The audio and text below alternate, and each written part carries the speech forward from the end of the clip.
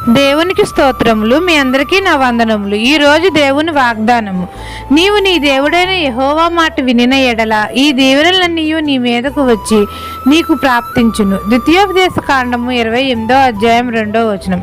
మన దేవుడైన యెహోవా మాట శ్రద్ధగా విని వాటిని గైకొనిన ఎడల తండ్రి దీవెనలన్నీ మన మీదకు వచ్చి మనకు ప్రాప్తించును అని మన తండ్రి మనతో సెలవిస్తున్నారు. ఆయన మాట శ్రద్ధగా విని నేడు మనకు ఆజ్ఞాపించిన ఆజ్ఞలన్నింటినీ అనుసరించి నడుచుకోవాలి.